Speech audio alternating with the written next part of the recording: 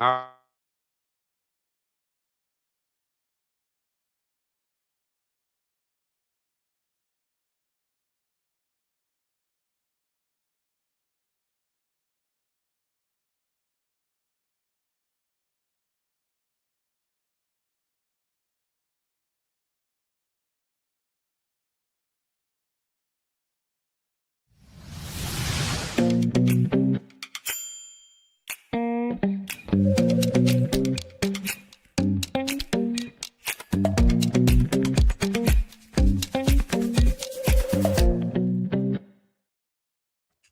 Good morning, everyone. Welcome back to the Huddle. It is Fat Tuesday. So if you are giving up chocolate for Lent or, alcohol, something like that, you should probably have a good time today splurging because it's going to be a long 40 days. Sean, Dan, anything you do to celebrate Fat Tuesday?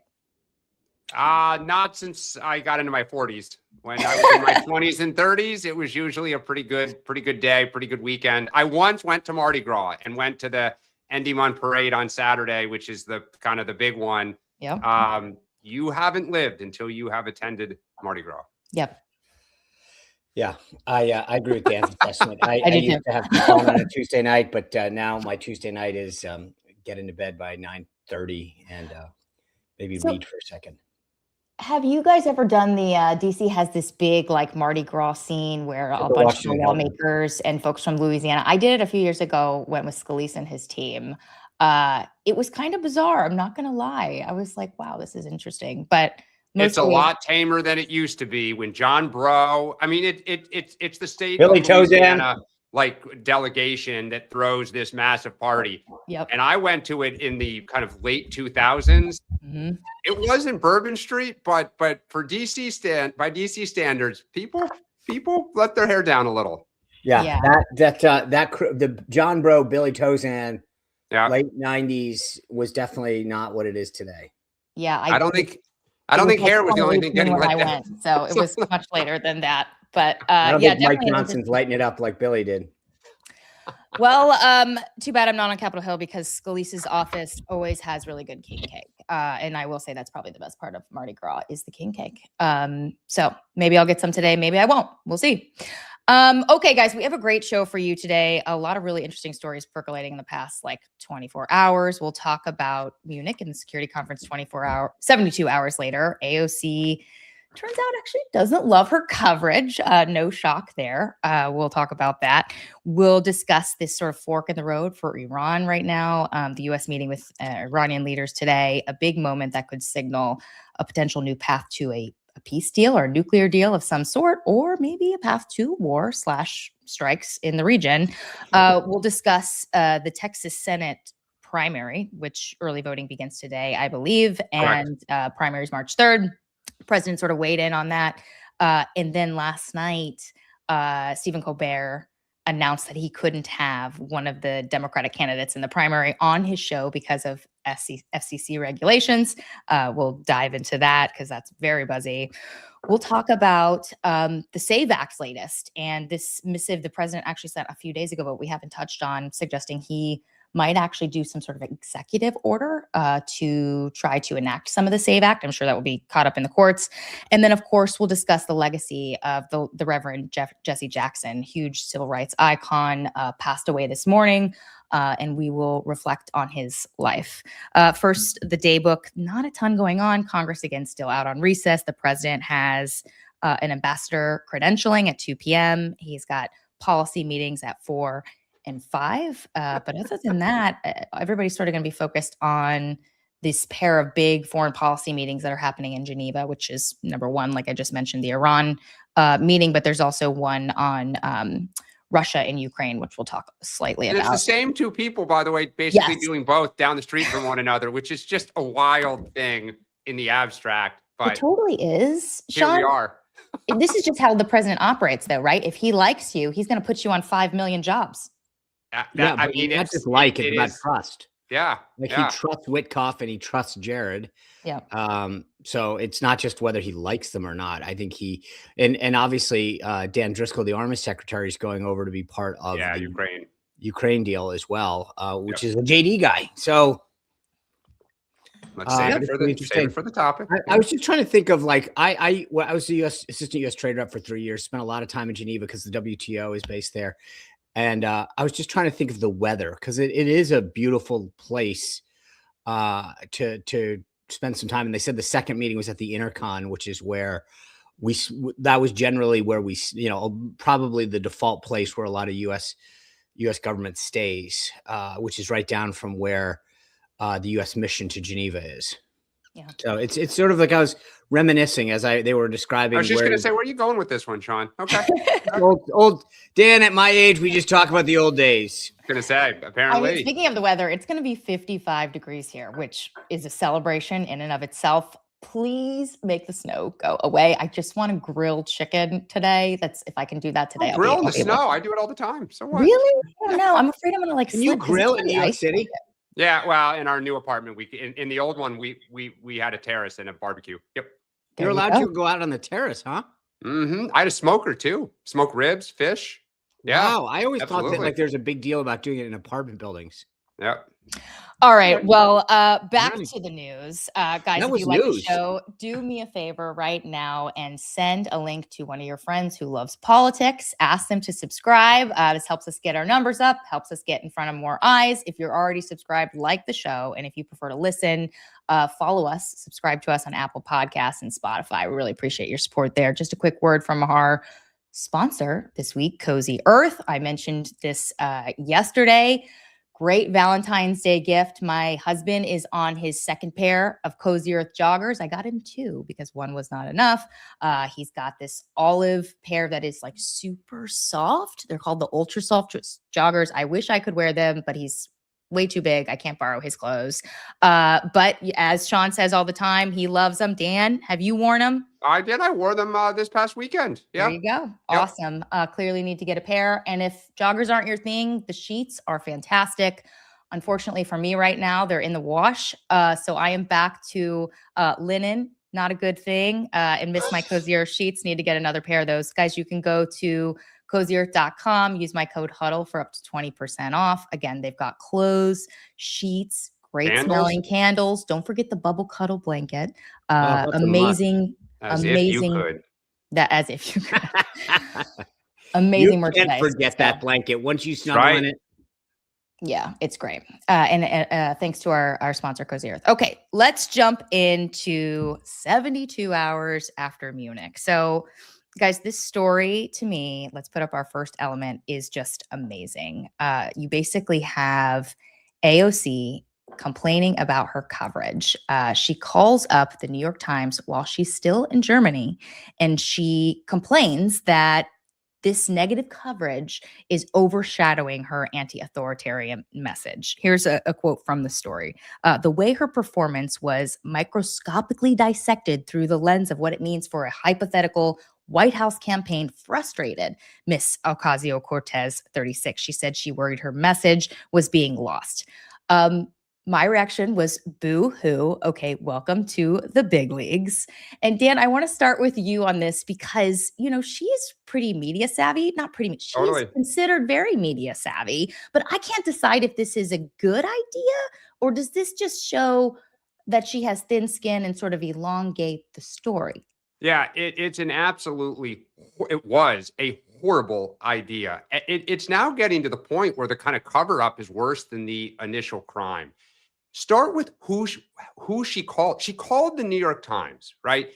We talk about how her brand is social media savvy. She's young. She constantly is online, kind of giving and taking and just in the game. And next to Gavin Newsom, it's who people said, you know, gets this modern world better than anyone else.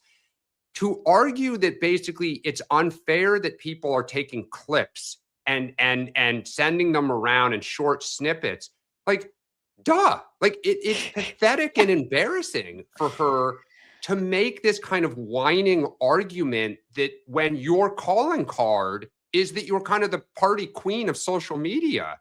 So I don't understand what she was doing. Like, if you think about it, a smart move would be kind of like what Trump does, which is what would have been like, look, Trump bungles names, Trump bungles regions all the time, right? How come no one's talking about that? Think about when the Access Hollywood tape happened. What did Trump say? Look at Bill Clinton with women. Let's talk about that, right? But to sit there and literally just complain about this, I don't get what she's doing. I think it is just a stunning kind of immature. And I think, I mean, I said to you guys this weekend, you know, not a big deal in the long run. She'll move past it. This just now has more and more people kind of laughing at her within the party. It's amazing. So, look, I will just say yes to what Dan said. Yes. But I'll go a bit further, because it wasn't just the Taiwan thing. She tried to take a pot shot at Marco Rubio, and didn't get the history of the United States right. And if you're going to take pot shots, of course people are going to criticize you. I mean, like, she tried to do it. She was hoping to land a punch on Rubio, and it turned out pretty horribly. So it was just all around. And then to Dan's point, to call the New York Times and whine about it, like what that says to me, though, I mean, to Dan's point about like social media queen, yes.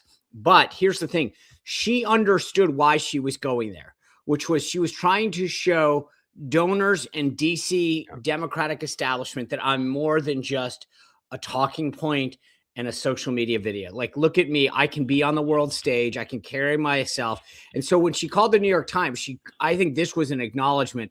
I've got to clean up on aisle 6 big time. Well, that was reaching out to donors and to establishment types in the Democratic Party that said, hey, I'm getting taken advantage of because I said some stupid stuff and they actually reported it. But think about this, right? Why is Friday so deadly for her? Because it's ricocheting around the internet. And so to the average person, it's crossing their screen, right? It is a short 30-second clip. Why not go and respond forcefully, or at least put allies like on Rachel Maddow, on MS Now, people to put, there's nothing, there's no cavalry, there's nothing. And for her to say that, am I acting like someone who is trying to run? No, because I'm there for a very different specific purpose. When you literally reached out to the New York Times on Thursday to say, I've hired Bernie Sanders' foreign policy person, I've been working for over a month on my speech. Like, she raised the curtain herself, proactively gave them the details to, as you know, I think to Sean's point, to tease to the intelligentsia, like, get ready for me. And then part of your whining is, how dare you say that I'm, you know, this was about running for president? She's embarrassing herself now. And now you start to say to yourself, oh boy, like, you could recover, but you better start showing that you got what it takes, or she may not even get out of the gate. Okay, two quick things. The first one being, in the story, she doesn't ever say I'm not running for president, which was interesting to me. She doesn't say that. Second thing I was going to add to your point, Dan, about how she typically talks to reporters and which reporters she doesn't typically talk to, i.e. the more, you know, legacy media, print journalism type. She's more focused on Instagram, TikTok, etc. Dave Weigel, who's a reporter at Semaphore, covers Democrats. Like, he's just a fantastic reporter. He tweeted a little bit about this yesterday and said that while AOC is often seen as somebody who's really quick on her feet and, like, you know, very good with media, she actually picks and chooses quite often. If you look very closely at who she's talking to, like, she isn't doing a lot of those print interviews where they can really, you know, get her and ask her tough questions. She often will sort of create these moments that go viral for herself, but that's very different than, you know, being on the other side of somebody who's constantly coming at you with difficult questions. But it's just so funny because I've never sort of seen that side of her, you know, where she stumbles like that. And now it's just like, okay, she's got to get out there and do more of this volleying if she wants to have a shot in 2028. And by the way, I would love to know what Bernie Sanders and Zohran Mamdani are saying to her. Because those are two allies that are silent. Like, they're not defending her. They're not helping her right now. She's flapping in the wind. Can I just do this? Alexandria, you must prepare a little better. You've got to go out there and talk to reporters. You've got to try to enunciate your policies better. That's pretty good, done. It's Not very bad. well done. All I right. will tell you this, and I was not prepared for this. Back in the day, and I know we'll get to this, my Jesse Jackson was right up there. But I'm not going to even try today out of respect for. But I will say, like, to Dan's point, like, here's the thing about the pushback. It's one thing when you are taken out of context or when the speech isn't viewed in its entirety or whatever. What is her pushback? I didn't know what strategic ambiguity is. I didn't know U.S. history. Like, I was wrong. And people are making it. I mean, like, she was mocking Marco Rubio incorrectly. What's the pushback? What do you want to tell your allies? Hey, go out there and rewrite history for me. Go out there and say that, like, we actually don't. I mean, like, there's not an easy pushback when you were blatantly wrong. And I think the same goes, by the way, Gretchen Whitmer's answer. I think the way she came out of the gate was like just so pathetic, where she was like, she literally, by the way, Whitmer, I think, is worse because what she did was gave a clickable quote forever, which is governors really don't know foreign policy, is what she said. You should ask one of the ambassadors. I was like, oh my God, literally, you just gave away the best clip forever now. You are. I said this yesterday. I don't know what her game plan was going there because all the local press was to advocate for this aerospace and defense manufacturing industry that's kind of sprouting up in Michigan. Like, okay, governors do business trips overseas all the time, but at the Munich summit, and then to Sean's point, you sit on a panel and you're asked about the war in Ukraine. I mean, you can't say, like, literally Taiwan, okay, maybe you're in Germany, you don't think, like, you've prepped for NATO and you get a question and, whatever.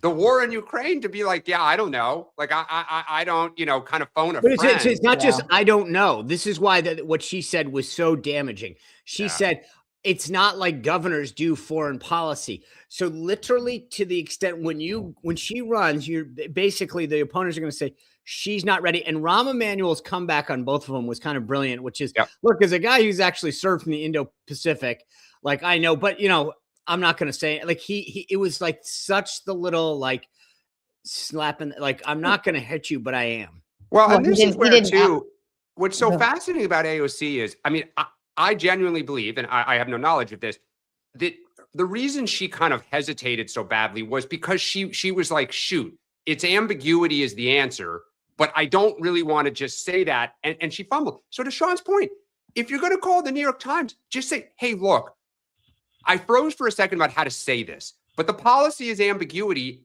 And I was ambiguous, like, ha, ha, ha, or attack. Do one or the other. But to just call and complain, this is unfair. That wasn't even complain. That was whining. Yeah, correct. Complete whining. Okay, we got to move on. So next topics, U.S. and Iranians meet. So Steve Witkoff, Jared Kushner, as we said at the top, have a doubleheader. Ooh, sports reference. That's baseball, right? Yes. There it is. Okay. Doubleheader on peace talks today in Geneva. The first one is the main event, this conversation with Iranian's foreign minister. Then they move on, apparently, like, across the city. They have a meeting on the Ukraine-Russia talks. This is about a week before the 4-year anniversary of the war's beginning. But let's just start with Iran. So we could learn, as I said at the top today, whether we could potentially see a new Iran nuclear deal under this president, or could we see more strikes? We've got an element for you. The president was asked which one does he think is more likely, and unsurprisingly, the deal maker thinks we'll get a deal. But it's the country is doing very well. Any questions? What are you expecting from these Iran talks in Geneva tomorrow? So I'll be involved in those talks indirectly, and they'll be very important. We'll see what can happen. It's been typically Iran's a very tough negotiator. They're good negotiators, or bad negotiators. I would say they're bad negotiators because we could have had a deal instead of sending the B-2s in to knock out their nuclear potential, and we had to send the B-2s. I hope they're going to be more reasonable. They want to make a deal. I've been told that a deal is next to impossible. No, I think they want to make a deal. I don't think they want the consequences of not making a deal. They want to make a deal. Are you going to sit down with? Sean, you're hearing a lot of, sort of conservative, I don't want to say talking heads, but a lot of conservative hosts, you watch Fox News and stuff. A lot of people like Brian Kilmeade have come out and said they're dragging their feet. like we need to do something here. The president clearly still optimistic. Like, do you think that moving these assets to the region, because that's the big difference here, right? We have a new strike carrier in the region, or almost there. Like, does that? I'm sorry, carrier group. You know the language better than me. What does that make a difference? Like, do you think that these guys are actually going to cave when they haven't so far? Well, I don't know that it makes a difference I think Iran, I mean, the president was right that these guys, they're in a tough spot. I mean, I just, because you basically have to be willing to give up everything in terms of the regime to assuage what the president and his team want. And I just don't think they're there. But you don't put a second carrier strike group. I mean, the USS Gerald Ford, like, this is not, there's now 2. Right. And all of the destroyers and the rest of the battle group. I mean, this is a big deal. And by probably sometime today, later today, that strike group will be in range. You have 2 strike groups, massive amounts of firepower. And I guess the thing is, with 1, you were sending a signal. With 2, this is like, I have a hard time seeing how you pull back if Iran doesn't come to something. You've upped the ante significantly by putting the second group in, right? And that's where I think the tell is. And I look, the funny thing is, the president said Iran wants a deal. I agree with that. I think he wants a deal too. Yeah, absolutely he does. Just going to say that, yeah. So I think this was him saying, guys, I'm trying to give you an out. I'm trying really hard, but make no mistake, like, I did it before, I'll do it again. And that's why he referenced the B2s. I'm just saying, like, we've kind of come to a precipice where we're looking over and it's like, guys, if you don't come up with this, we got to do something. And I can see strikes being rather imminent.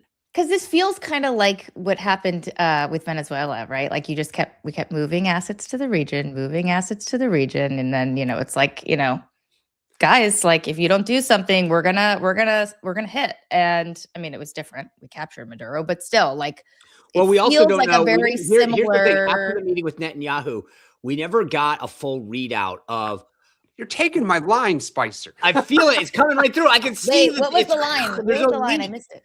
And so I think that, like, here's what I think was interesting after that meeting. Again, sometimes in Washington, it's not what was said, it's what was not said. And what I thought was fascinating about that meeting with Iran was Bibi could have come out and been like, the president and I had a great meeting and we are continuing negotiations and more gobbledygook diplomatic talk. He didn't. And I think that sort of, that again, was another tell to me that we've kind of come to a realization as to, like, here's what we could do. Okay, let's kind of give them one last hurrah. But I think we're there. And I think that's, just to piggyback, add a little more to what Sean was saying, which is, not only did Israel then kind of leak, like, this is a waste of time trying to get a deal, but Lindsey Graham and some of Israel's biggest allies have been saying, including in Munich, we got to do this. Like, we got to go and hit Iran. And I come back to, what is the goal? Because in Venezuela, we pinpricked the president out and put him in New York. It is not one person in Iran. It's a whole regime. They have both on the street personnel, and obviously they have a military. What's being reported is that we're preparing to not just hit for a few hours, but for days. And that is once you start doing something of that scale, we just pray it's successful. We pray the soldiers that are doing it and our assets in the region and our allies are safe. But for a president who got his start saying we're getting out of Iraq and out of the Middle East, this is remarkable. But he was able to do this with Iran last year, in the sense that he went in, like, bombed them, and then came out, no boots on the ground or anything like that. I mean, right, but it was a failure in that we didn't take it out, right? I mean, this is the problem, and I know it's going to, like, make heads explode, but I said it then, I'll say it now. We did not eliminate the nuclear program. We did not eliminate the ballistic missile program. And Sean and I both said, what do you do with the regime, right? Because the regime that's hell-bent on both is still in power. So by most accounts, what's now being talked about is the regime's got to go.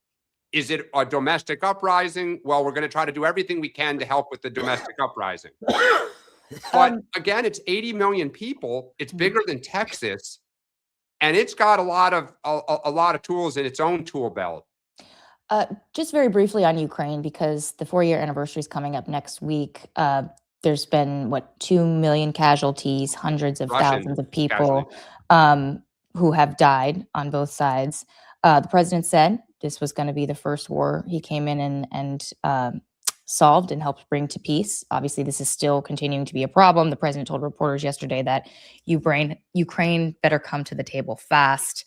Obviously, a lot of people believe Putin is the problem here more so than Zelensky. I mean, whenever this comes across, our text chain, I'm just like, what is new? Like, what are we doing here? I guess you can't just throw your hands up and walk away, because then you look like you're giving up. But it doesn't seem like we're any closer than we were a few weeks ago. Am I wrong about that, Dan or Sean? Weeks, months. Yeah. I mean, look, I think there's two things that Trump is trying to square or hasn't been able to square in his head, which is, to your point, if you walk away, it is a stain kind of on your legacy that you kind of lost Ukraine.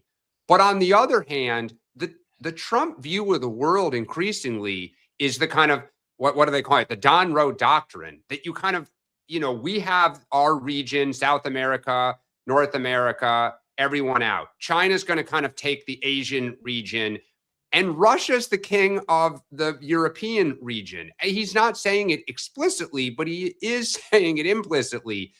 And so what do? Right?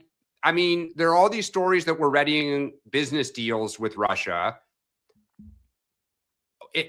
For a year, the answer has been obvious. The only thing Putin respects is strength. You'd have to surge in more resources to let him know he cannot gain any more land. The reality is he's taking more land every day. It's small, but Putin knows at this rate, I will win in a few years. He'll have all of Ukraine. Well, yeah, I don't know that's, I think more than anything, though, one thing has been clear to me, which is Putin will never, ever agree to a deal. Like, it doesn't matter what the deal is. He just is going to obfuscate and say that it's not good enough, and he doesn't like the paper that it's written on or the font that it's, he'll always have something to object to. His goal is to just sort of wait this out. I don't know that he ever will have the full strength to take, I think that it doesn't matter whether Europe continues to fund this or not. Maybe they have enough to keep the lines where they are, but there's I just don't see any peace deal of substance. Now, at the end of the day, could Putin potentially say, I'll agree to whatever, and it's just a way to obfuscate? Sure. But there will be no significant lasting peace while Putin's still in power.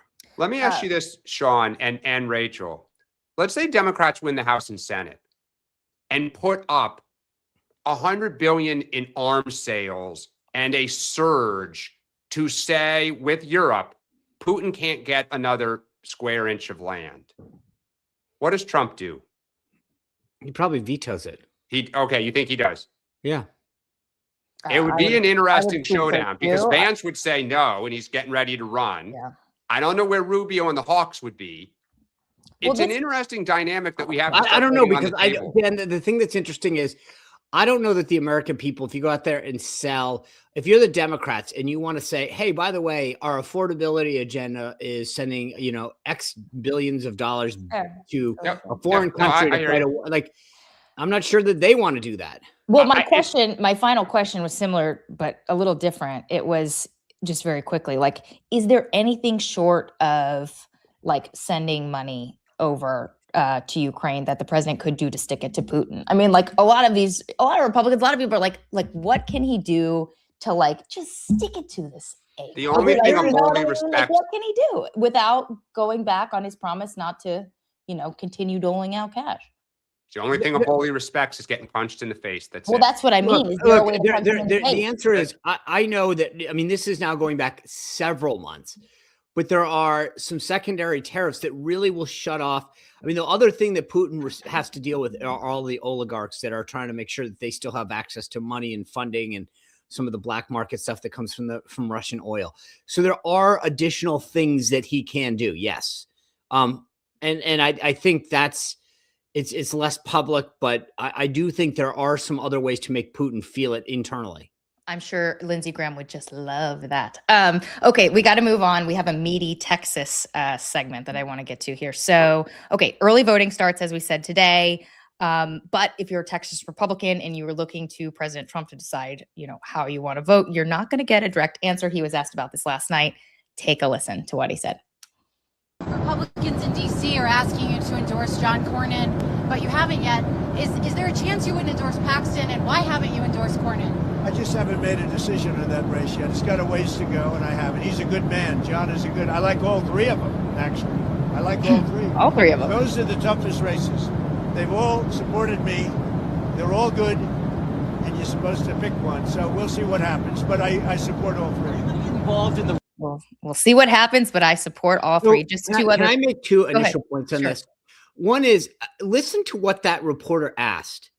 DC Republicans, why haven't you endorsed Cornyn? I just, to me, sometimes like it goes back to, we talked about this, I think a while ago on asking questions. Did you want to know, like, what was the goal there? Like you could easily say, where do you stand in the Texas primary, and gotten a much better answer than why haven't you endorsed Cornyn? To me, I just think, again, that's take the race aside and just media 101. That was a horrible question. And it just shows you how bad some of these people are at doing their job. Like the simple question just should have been, where do you stand in that race, and gotten a much better answer from him than loading it with, why haven't you endorsed Cornyn? Well, I think statement. The reporter was trying to tee up the fact that Thune and a bunch of Senate Republicans are in one place and the White House is in. Yeah, but then ask that. But yeah, I was gonna say, no, I get what you're saying. But Yeah. we just got a lot to get through. Okay, so the second thing is, by the way, and I'll just point this out, regardless of what you think of this race and where you're on, I'm not making a candidate statement. But I think one of the brilliant things that the president did last night is he recognized, we've talked about this before, he has a slim majority in the House and the Senate, and I thought he actually was very smart about doing this. At this point in juncture, and again, I'm not trying, like, there are people that I get are pro one side or another in the chat and all over. I'm just giving you an analytical position from the president's standpoint. He is very smart to play it this way because he doesn't know where this thing's going to end up, and he needs a vote, right? So you saw what he did with Cassidy in Louisiana, where he endorsed Julia Letlow. Now Cassidy's like, God, I don't need to vote for any of your people. I don't need to support you because you've already crapped on me. So he was smart, understanding that I need to keep this coalition together. Again, don't misinterpret that as like what he could do politically, but he understands I need everybody's vote right now.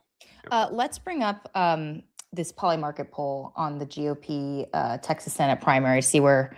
Okay, so here we have it right here. So people believe that Ken Paxton has a 72% chance of winning. John Cornyn has a 23%. Wesley Hunt 6%. Sean, you referenced this a little yesterday. It seems like this seems pretty accurate, but I just want to put a couple of more elements in here before we jump back into detail. So Paxton right now, starting this week, apparently is really stepping up his campaign in Texas. This could just be a time thing, right? Early voting is starting. People are going to be going to the polls pretty soon. But he had his first rally in 10 months since he declared his candidacy. He's out there saying John Cornyn's money is a problem, basically that he's the establishment candidate, which is true, right? I'm not their person. I'm never going to be their person. Meanwhile, Cornyn, who does have the money, they're saying today that his campaign and supporting groups raised $3 million in the first 5 weeks of this year, and he has $10 million on hand during this pre-primary period. Sean, do you think Paxton is stepping up now because he sort of smells blood in the water and could potentially get past 50%, which would make him the nominee, or is this definitely going to go to a runoff even if he wins by a landslide? I would never say never, but I would suggest to you that he could get into the 40s, and this is about momentum. I mean, if you can get into the 40s, he's at, by all the polls. And by the way, primary polls, even in a state like Texas, are very challenging, and especially in a three-way race. So I think there could be a big delta here in terms of what the polls say and where we end up. But I could, if Paxton were to get into the mid 40s, that would be a really, really strong position to go into that final runoff in May. So I think that what he's trying to do is drive up that vote and make it seem inevitable. Yeah. On the Dem side, Dan, let's talk about this because Crockett has new internal polling showing that she could beat Paxton. Timing, of course, is key to this, right? She's trying to win and she's trying to make the case to Democratic voters that she can beat Paxton, who is currently the front runner. She says, or her team says, that she's up 49% to 45% in a head-to-head, hypothetically, with him. You believe it? No. I mean, I do think that if it's Crockett Paxton, it will be close because they both have a lot of baggage. But I think that ultimately, I do believe Paxton would likely beat her. I think what's interesting, if we put up the Democratic primary winner of what Polymarkets showing, which is that people, according to Polymarkets, 63%. They think there's a 63% probability that Tallarico is going to win. Talking to people in DC a month ago, they were bullish on Tallarico. Right. There's a worry. Now, again, this is the Beltway crowd, so take it with a grain of salt, but that Crockett may pull this one out, that the attack that Colin Allard had on Tallarico did penetrate within the Democratic electorate in Texas, and we'll see. I mean, I think if Tallarico pulls it out, I think this will be and Paxton wins. This is going to be a toss-up, at least, till Labor Day, unless there's some opposition research or Paxton can bring everybody home fast. But Crockett right now I think has momentum. Speaking of Tallarico, so Stephen Colbert said he was going to have him on the show last night and that he was blocked by CBS attorneys who actually called him and said, you can't do this because of the FCC's equal time rule. This is essentially a rule that if you have one side on, you got to have the other side on. And it's typically, there's been exceptions for news and there used to be exceptions for talk shows, but now Brendan Carr has been reviewing that. And I guess that's what sort of held this up. First to you, Dan, do you think that has any impact on this race? I don't think it necessarily has an impact on the Democratic primary. I think it might have a small impact in the broader electorate. It's just another thing that I think average voters just don't like. They just, I mean, look, the average person's not paying that much attention, but the more stories of government heavy-handedness, the more the average person just doesn't like it. Sean, what do you make of this? It's stupid. I mean, I'm excited for it. I think the idea that these, there's a reason that the FCC has an equal time rule, right? And the idea that we have now accepted the fact that public airways are being used as a tool of the Democratic Party is ridiculous. Like, I grew up staying up watching Letterman and Carson, and now you've got Colbert, Kimmel, using these as political talk shows at night with every Democratic candidate, giving them free airtime. So I like the idea of saying, hey, great, you want to have them? Then equal time applies. But what if no Republicans want to come on the show? Then you just can't have Democrats? What do you mean? Do you realize that in whatever year, when they did the analysis of Kimmel, I don't know that a Republican has been invited on Kimmel outside of Mike Lindell and a ball machine in 8-9 years. They're not invited. And I do think, look, again, there's a big difference. The broadcast networks are subject to FCC, not cable, but broadcast, because they use public airways. And you have between The View and Saturday Night Live and the late night shows using these shows to become political venues for Democrats and left-wing causes. I'm sorry, these are public airways. And if the answer is great, if you guys want to go down that road, then make it equal. I'm fine with that. But I think for too long, Democrats have gotten a free ride, and I'm fine with. I recall a Republican candidate in 2015 and 16 that got on late night shows when other Republican candidates were not being invited because he was a ratings machine. His name was Donald J. Trump. And boy, did he love all the invitations that he was getting. And he said, I'm a ratings king. It is so embarrassing. And I said this on X, and I'm going to keep saying it from now till November.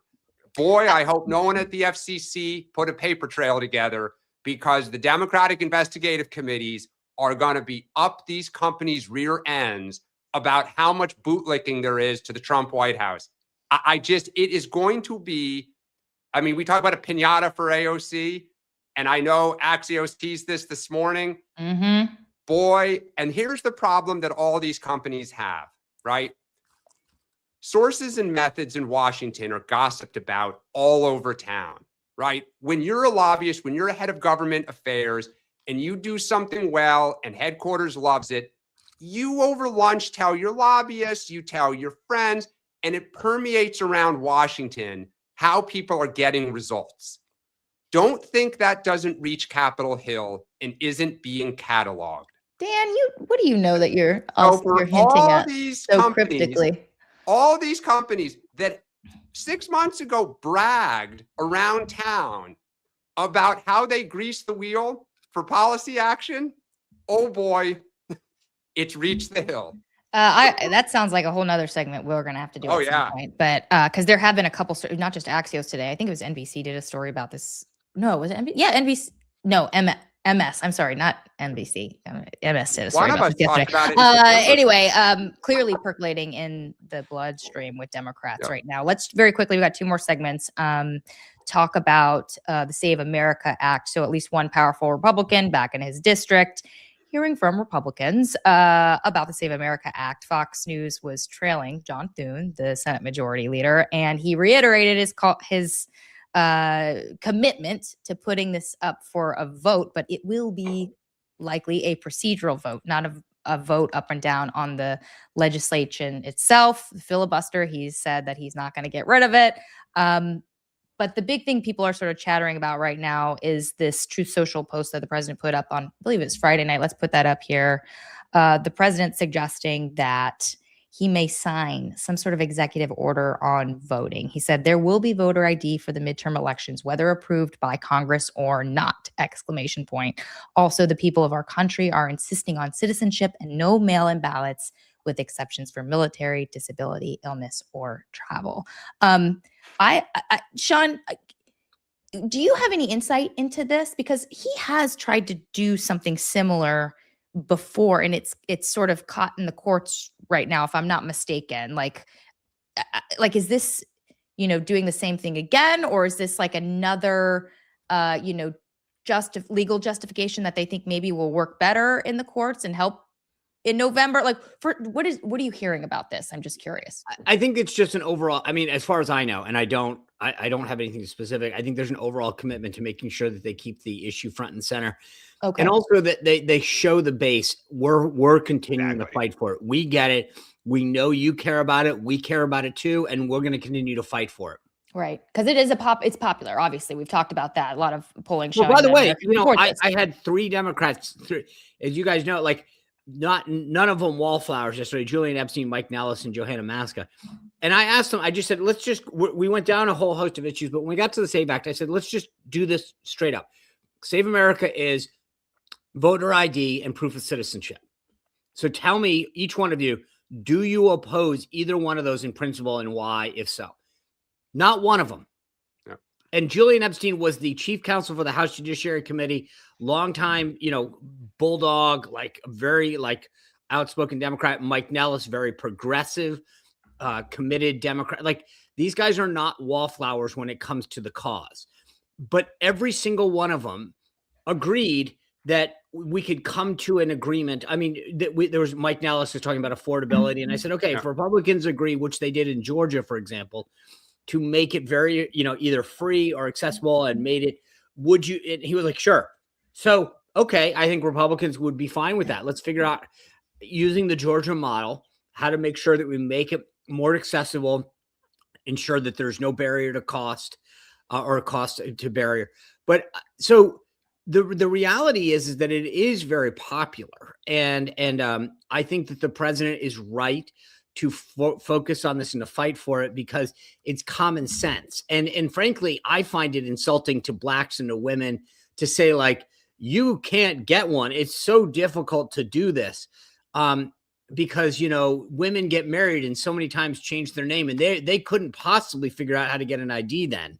And blacks just, I find it racist, misogynistic to basically say to women and blacks in particular, you can't do this because, as Kamala Harris said, you have no ability to photocopy things. But Dan, I want to come to you really quickly. But Sean, you're saying he's saying this just to keep this front and center. You don't think he's actually going to sign a new? No, I think he might. But I'm saying that, like, more than anything, I think that what they want to do is make sure that they are very clear that it's a priority and a commitment, and they're going to keep fighting for it. I mean, but so like that's been the Democratic counter argument, which is it about cost, which is, it is real. I mean, we just got one of our kids a passport. It's about $175 to get stuff. We didn't have his birth certificate. We had to pay $150 to get a copy of the birth certificate. We did it. I agree with you, Sean. My question to you is, let's say the Democrats said, all right, if all of this would be free, right? Because then you take that off the argument. Does Trump really want this off the table? Or do you think the Republicans would love to say, to your point about Putin, I can tell you, big paper clips. Look, I will tell you this. I think it is a very real issue for a lot of us, myself included. So if we pass this, I'm good. There is no like 100%. Because then you can't say the election was stolen. I mean, in 26, you wouldn't be able to say. I think we would cheer this. So. And you'd find a way to say the election was stolen. Okay. Okay, let's move on. One more segment on this. So the Reverend Jesse Jackson died this morning, 84, protege of Martin Luther King Jr., leader from the civil rights movement, ran for president a few times in the 80s. Twice. Yep. Twice. Okay, before I was born. Let's just, Dan, start with you. Reflect on his legacy a little bit and what he meant. Yeah, I mean, for people who don't know, between when Martin Luther King was assassinated in the late 60s, Jesse Jackson then I think first ran, I think it was in 84, or 88, was the first national kind of somewhat serious black candidate to emerge since Martin Luther King. And he really kind of gave a new voice to the Black civil rights movement within politics, coming out of what was a very tumultuous period in the 60s. And so, I think you can argue that he helped pave the way for Barack Obama. James Wilder ended up running for governor, became the first black governor of Virginia since Reconstruction. A short while after Jackson first ran, you had Mayor Dinkins here in New York, a black mayor. And, he really was the trailblazer coming out of the 60s, and great orator, stayed active in Democratic politics even after he ran, was very close to the Clintons, was helpful to Barack Obama. Really, I mean, I didn't know him well, but it was several times in rooms with him. He just continued to be a part of the cause. And, it's quite a legacy. Sean? Look, here's all I'll say. I am not a believer. Like when someone passes away, I think they should, we should avoid trying to dance on their grave, let their family mourn and have their day. But that being said, we're a political show, watching the coverage this morning, I wish that the media would cover people on the right the way they're covering Jesse Jackson. There is no mention of any of the issues that he faced, the anti-Semitism, the way that Rainbow Push conducted business, some of the anyway. I would just say this. I wish the Jackson family peace today, and that they can remember their father and uncle and etc.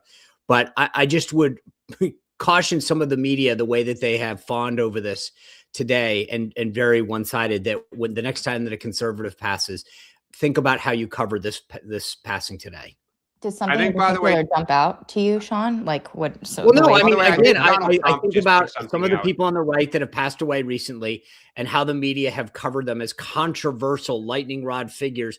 Jesse Jackson, again, I will agree with Dan. He was very historic in terms of his runs and his legacy on the left, but it wasn't without controversy. And I haven't heard one newscast this morning note any of that. And that's, again, I don't like when someone passes away, like the last thing that we need to do is make that a difficult day for their family.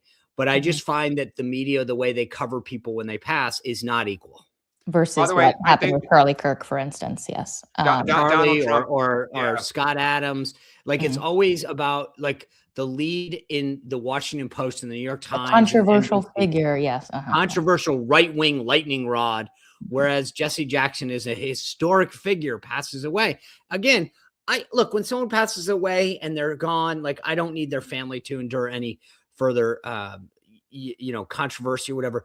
But I do think that, like, listening to some of these folks today, I was like, you guys got to give me a break. Like, don't pretend that you're not in the tank for this side when all that you can say about them is very positive, whereas you lead with the negative when anyone on the right passes. Yeah. And it is true. There was a very controversial sides to Jesse Jackson. I was just going to say Donald Trump, and I haven't seen the whole thing, but it just flashed across my computer, put out a statement saying that Jesse Jackson was a good, quote, good man and a force of nature. And Trump knew him because the Rainbow Coalition was headquartered here in New York City. Trump being very active in New York City and state politics for decades. His family was active. His dad was active. He knew Jesse Jackson very well. Not just that, Dan, but it's a great point that you're bringing up, because for reasons that are not worth getting into, I was rereading the Art of the Comeback. And Trump speaks very specifically about not in that book about how Jesse Jackson wouldn't get access to a lot of venues. And Trump was like, hey, dude, we're buddies. Why don't you use my property for this? And da-da-da. Like, they weren't just close. Trump was very helpful to Jackson, helped him when he was rising up his movement. And I always get a kick out of the fact that when you go back and look at these pictures of all these people who had loved hanging around with Donald Trump before he ran for politics, Jesse Jackson being one of them. So, it's amazing how some of these people turned on him the second that he ran. But Jackson and Trump definitely had a very collegial relationship, and Trump was very helpful to him. Yeah, Jackson, Sharpton, and Don King were all buddies with Trump. Well, and Don King still is. Sharpton's the only one who's not in the. And Bill Don Clinton. King We've got Morning Joe every morning bashing him. And Chuck Schumer, and they all were. Okay, let's take some questions, guys. All right, from Twitter, X, sorry. The Supreme Court has set 3 dates later this month to announce the verdict on numerous cases. Which way do you think they'll go on cases like birthright citizenship, the VRA, Voting Rights Act, and tariffs? We actually have a Polymarket that we want to bring up for the tariff question. So people think there's a 25% chance that the Supreme Court will rule in favor of Trump on tariffs. Sean, Dan, who we want to take this? Is it right? Is it wrong? I'll take this one. I mean, let's go take them in order, maybe. So we'll do tariffs, VRA, birthright. Sure. I'm surprised when I saw this Polymarket. I was surprised that it's at 25%. I believe that the court will probably rule that most of that they'll give Trump the trade dispute ones, the 301s, the 232 say he had absolute authority to do that. The IEPA ones, the emergency ones, which are the bigger ones, but not the totality of it, they'll rule that was an Article 1 function. Congress has to maintain it. They didn't give them the full. So I believe that it'll be a somewhat split decision, but that the emergency ones that he generally uses will be struck down for purely constitutional. I was surprised at this, though. I don't know about you guys, but when I saw 25% of people thinking this, I thought, wow, because everybody in the general political punditry class always says the court's in the tank for Trump. And you see this to me shows how astute people are. That I trade is a constitutional Article 1 function. And so I believe, why don't we just stick to this one and then we can do voting rights and the other one real quick. I mean, I'll just say I agree with Sean. I think Totally. it's a split decision. But were you surprised to see this? When I saw the Polymarket at 25%, I thought if I were listening to the media and hearing about how the court's in the pocket of Trump and always sides with Trump, to see that only 25% think Well, I think if you listen to that hearing and you listen to even administration figures and Republicans in Congress, there seems to be a general sense that he may not get, exactly what Trump wants. So I personally believe the court is pretty much in the bag for Trump, but I do think on this one, they're going to split the baby a little bit. Yeah. Really interesting. Well, like I said, the big ones that everybody's going to care about, the IEPA ones are the ones that I think, and then they'll just revert to the trade dispute mechanism. But I think they won't have to give money back yet, right, Sean? Well, Like, that's they're part gonna of the. change So- it and like So if new they rule justification, that, that sort of thing. so if they rule, so Costco is the lead plaintiff in this, if I'm correct. And so basically what they're saying is you had no right to exact these tariffs because you didn't have the authority, right? So what I believe is going to happen is that if they rule that the tariff, the IEEPA tariffs were not constitutional, the Treasury will be ordered to give the money back. There is precedent for doing this. There is a mechanism for doing this. It will be it'll be a long time coming before anyone sees a dime, though. They will obfuscate. They will slow this train down. So they will. You can't rule in their favor and then not give them the money back. That's the essence of the case. Yeah. And the Treasury does have a mechanism. They've done it before. So that will be how that goes down. Real quick on the VRA, the Voting Rights Act, I don't see anybody that disagrees that the court is going. I mean, like whether it's 5-4, 6-3, or even 7-2. I think the court is going to rule that the time has come in America where the Voting Rights Act, that those sections that remain don't hold. And then last, Agreed. I will say this, mark my word on this, for all of the media posturing that the Constitution is clear on birthright citizenship, that is not true. The court will rule, I believe, that birthright citizenship is not guaranteed. I think that when I read these stories in the New York Times and the Washington Post that say it's in the Constitution, that is just 100% false, misinformation, and a lie. It is not true. And when you go back and actually look at the original text of what the framers were debating at the time, they went through several drafts. It was very clear that they did not believe that everybody was entitled to citizenship by birth. It's not a disputable fact that was the intent of the thing. Now, what the interpretation is a little bit different, but this idea that it is settled law is 100% a lie being perpetrated by the left-wing media. You're all about the media today, Sean. Well, Right. that's Big what media I- fan. I Anything you wanna actually add, agree Dan? with John. I think they're going to find a way to chip away at this, and I agree with you, Sean. It is not going to be a black and white ruling, and I think they will chip away at it. When you go back and you look at how they handled Native Americans and like all sorts, I mean, Slaves. and slaves, like they clearly made it very clear, like that was not the intent. And also, even today, if you are the son of an ambassador or a diplomat with diplomatic immunity, you have a child here, they are not given it. Like there's a very clear precedent about how citizenship is handled. Well, but of course, the flip side to that is Europeans and others who weren't citizens who were coming here who had kids, and that was who they had in mind with this rule. But I agree. I think they are going to find a way, again, because I think this court, where they wants to do solids for Trump, is going to do it. Can I make one quick point that is, again, goes so under the radar sometimes?